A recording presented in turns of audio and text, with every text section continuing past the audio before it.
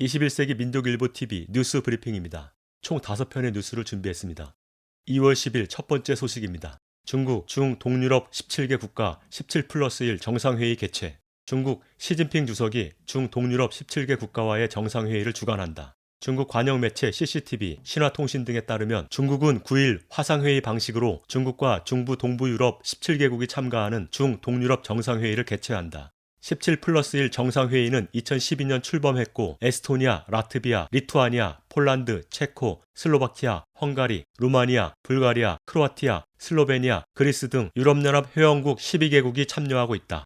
중국으로서는 중미 무역전쟁의 돌파구를 마련하고 1대1로 관철을 위해 이 정상회의에서 성과를 내는 게 중요하다. 중국 매체들은 일제히 이번 회의가 중국과 유럽연합 협력의 중요한 부분이며 1대1로를 위한 중요한 회의라고 역설했다. 상대적으로 서유럽에 비해 낙후된 중부 동부 유럽 국가들 역시 중국과 교역 확대를 통해 경제 활성화를 꾀하고 있다. 이 회의에서 시진핑 주석은 코비드19 백신 및 경제 지원, 다자주의 협력 강화 등을 제시할 것으로 알려졌다. 다음 소식입니다. 이란 혁명수비대 총사령관. 이란은 세계에서 가장 독립적인 국가. 이란 이슬람 혁명수비대 총사령관인 후세인 살라미 장군은 미국의 제재가 이란에게 큰 기회가 됐다면서 제재가 이란 국민들에게 동기부여가 됐다고 밝혔다. 그는 지난 4일 열린 행사에 참가해 지금까지 이란이 이룬 가장 놀라운 진전은 제재하에서 일어났다면서 적들의 압력은 변함없을 것이며 우리 스스로 문제를 해결하기 위한 노력을 강화해야 한다고 강조했다. 그는 이어 국내에서 해결책을 찾음으로써 외부 세계에 대한 의존은 끝날 것이라면서 이란이 세계에서 가장 독립적인 국가라고 주장했다. 그는 이란이 최근 지속적으로 부각하고 있는 자급자족과 자립을 또 다른 각도에서 강조한 것이다. 한편 알리 카메네이 이란 최고 지도자는 우리가 약하면 적들이 우리를 계속 공격할 것이라면서 국방, 과학, 기술 분야를 포함한 모든 분야에서 강해져야 한다고 강조했다. 그는 이어 문제를 해결하겠다는 적의 약속을 믿지 말라면서 적들의 제재를 무효화하는 것은 결국 우리 손에 달렸다고 심조어 말했다.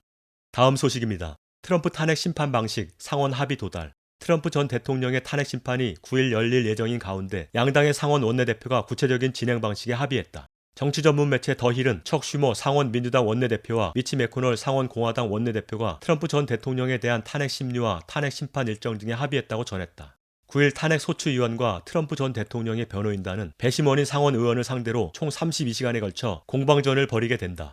양당은 증인 채택이 없을 경우 내주 초까지 심리 절차를 끝내는 안에 대해서도 의견을 같이 했다. 탄핵 일정이 순조롭게 진행되고 있으나 탄핵안은 상원에서 최종 부결될 것으로 보인다. 탄핵안 가결을 위해서는 상원 100석의 3분의 2 이상의 동의가 필요한데 공화당이 50석을 차지하고 있어 17표의 반란표 없이는 가결이 불가능하다.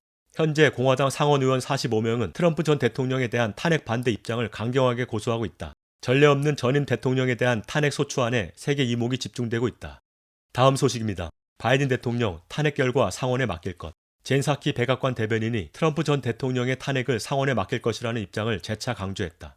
8일 젠 사키 대변인은 탄핵에 대한 대통령 백악관 입장을 묻는 질문에 바이든 대통령이 행정 업무로 바쁘게 지내고 있다. 자세한 사항은 정해지는 대로 알리겠다며 즉답을 피했다. 대통령 백악관이 탄핵에 대한 입장을 분명히 하지 않는다는 지적에 대변인은 바이든 대통령은 더 이상 상원 의원이 아니다. 그는 상원의 동료들에게 결정을 맡길 것이다 라고 밝혔다. 바이든 대통령과 척 슈머 민주당 상원 의원이 정기적으로 연락하는가라는 질문에는 탄핵이 주요 주제가 되지 않았으면 한다. 바이든 대통령의 미국 구원 계획의 진행 상황에 대해 질문해 주길 바란다며 불편한 기색을 내비쳤다. 젠 사키 대변인의 요청 후 기자들의 질문이 눈에 띄게 줄어들었다. 바이든 행정부가 출범한 지 한 달이 가까워오고 있으나 아직까지 전임 대통령의 영향에서 벗어나지 못하고 있는 것으로 보인다. 마지막 소식입니다. 텍사스, 플로리다에 이어 빅테크와 전쟁 선포. 텍사스 주지사가 검열 방지 법안을 발의하며 빅테크와의 전쟁을 선포했다. 빅테크의 선거 개입을 방지하기 위한 법안 발의는 플로리다에 이어 두 번째다.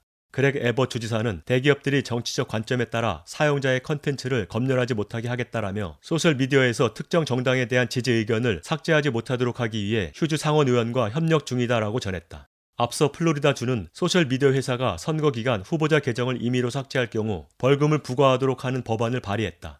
법률에 의하면 계정이 복구될 때까지 회사는 매일 10만 달러의 벌금을 부과해야 한다. 그 외에 다른 주에서도 언론의 순기능을 강화하면서 독점을 방지하기 위한 조치를 취하고 있다.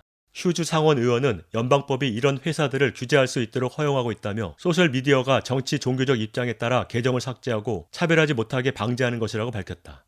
한편 켄 팩스턴 텍사스 법무장관은 텍사스에서 빅테크들의 검열 문제를 해결하기 위한 추가 조치를 취하겠다고 밝혔으며 주 정부는 지난 12월 특정 미디어의 반독점 소송을 제기했다. 팩스턴 장관은 폭스 뉴스와의 인터뷰에서 플로리다 주의 법안 발의에 매우 고무돼 있다. 플로리다 주지사에 감사하다라며 앞으로 몇 달 안에 텍사스 주에서의 변화도 목격하게 될 것이다라고 강조했다. 2월 10일 뉴스 브리핑 마칩니다.